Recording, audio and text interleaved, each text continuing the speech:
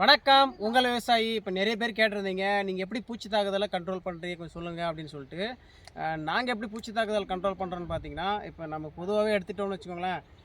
கத்திரிக்காய், அப்புறம் பார்த்தீங்கன்னா பூசணிக்காய், அடுத்து தக்காளி, வெண்டைக்காய், பாவக்காய் எல்லாத்துலேயுமே இருக்கக்கூடிய ஒரு பிரச்சனைன்னு பார்த்தீங்கன்னா, அந்த ஊஜின்னு சொல்லக்கூடிய அந்த தண்டு புழு வருது பார்த்தீங்களா கத்திரியில் அதிகமாக. அதுதான் மெயின் பிரச்சனையே. இப்போ நாம் எப்படி அதை கண்ட்ரோல் பண்ணுறோன்னு பார்த்தீங்கன்னா, எப்படி கண்ட்ரோல் பண்ணுறோன்னு பாருங்கள்.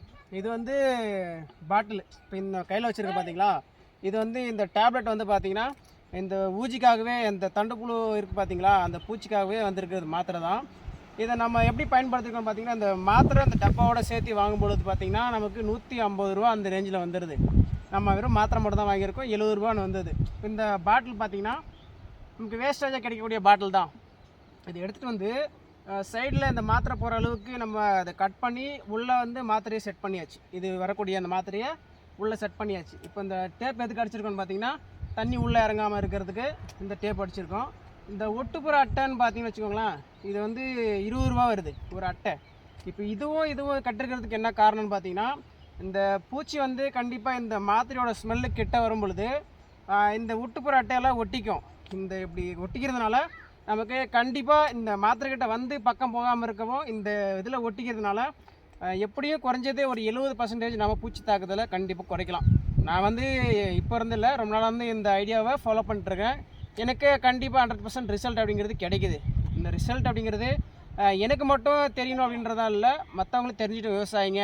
ஏன்னா பூச்சி தாக்குதல்னால ஏன்னா எவ்வளோ ஹீல்டு எடுத்தாலும் பூச்சி தாக்கிடுச்சுன்னா அதில் பாதி போயிடுச்சுன்னா நஷ்டங்கிறது பெரிதளவில் வருது. நம்ம மெயினாக தெரிஞ்சிக்க வேண்டிய விஷயம் என்னென்னு பார்த்தீங்கன்னா, இந்த முறையை பயன்படுத்துனீங்கன்னா கண்டிப்பாக ரிசல்ட் அப்படிங்கிறது 100% ரிசல்ட் நமக்கு நல்லாவே கிடைக்கும்.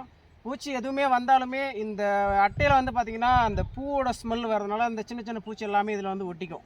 அப்போ இன்னொன்று, இந்த மாத்திரையோட ஸ்மெல்லுக்கு இந்த தண்டுப்புழு பூச்சி இருக்குது பார்த்தீங்களா, அது இது உள்ளே இந்த ஸ்மெல்லுக்கு வரக்கூடியது உள்ளே அந்த மாத்திரையை சாப்பிடும்பொழுது இறந்து கீழே விழுந்துடும். தப்பிச்சு போகணும்னு நினைக்க அப்படிங்கிறாம இந்த அக்டோபர் அட்டையில் பசை இருக்கு பாருங்கள், நம்ம கையை எந்த அளவுக்கு பிடிக்குதுன்னு சொல்லிட்டு.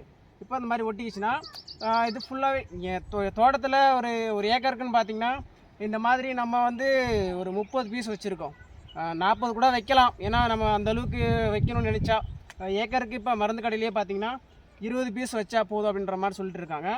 நம்ம பார்த்தீங்கன்னா ஒரு 10 பீஸ் எக்ஸ்ட்ரா வச்சுருக்கோம். இங்கே பாருங்கள் உள்ளே இருக்குது, ஏன்னா அந்த மாத்திரையை சாப்பிட்டு உள்ளே விழுந்திருக்கு அந்த பூச்சி எல்லாமே இருக்குது. எல்லாருக்கும் தெரியப்படுத்தணும்னு சொல்கிறதுக்காக தான் இந்த பதிவு. முடிஞ்ச அளவுக்கு விவசாயிகளுக்கு ஷேர் பண்ணுங்கள். இது போல் வீடியோக்களுக்கு மறக்காமல் ஃபாலோ பண்ணி சப்ஸ்கிரைப் பண்ணி வச்சுக்கோங்க.